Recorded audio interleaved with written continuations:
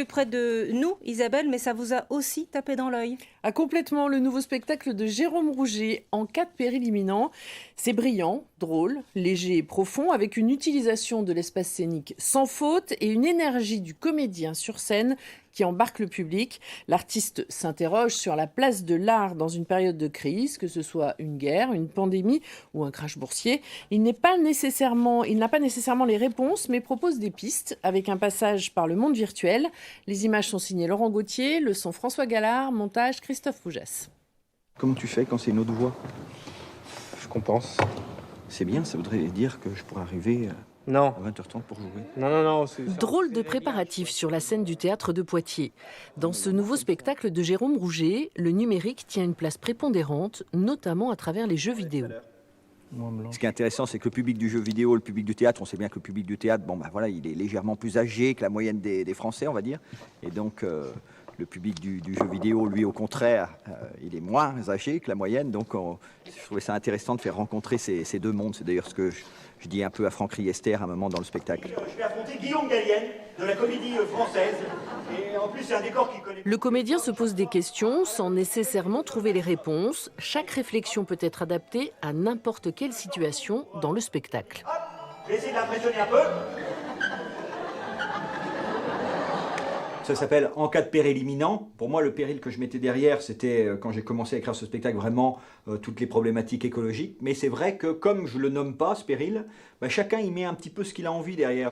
Ce soir, parmi vous. Jérôme Rouget, seul sur scène, se glisse dans la peau de différents personnages et assène certains chiffres toujours étayés.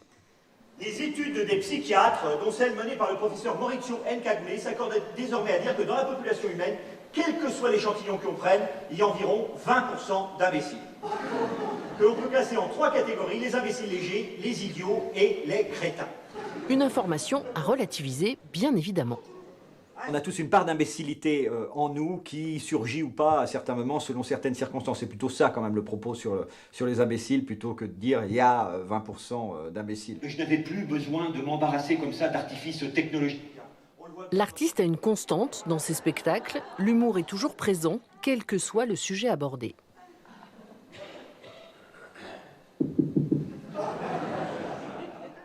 On le voit bien, aujourd'hui, l'homme développe de plus en plus de technologies qui sont censées comme ça lui simplifier la vie et qui finissent plutôt par la lui complexifier. J'ai observé aussi au début de la guerre en Ukraine, enfin j'observe un peu depuis le début, voilà, il y a aussi beaucoup d'autodérision de la part des gens qui sont au cœur de ce drame.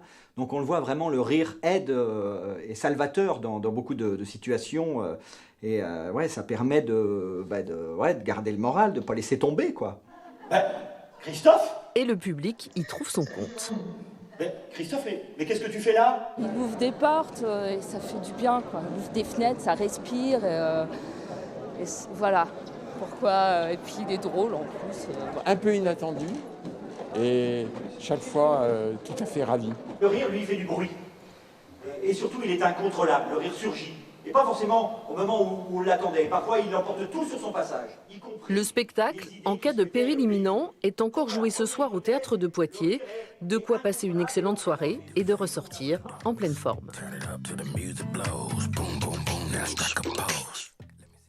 Et ce spectacle sera aussi joué à la Malines dans l'île de Ré vendredi soir.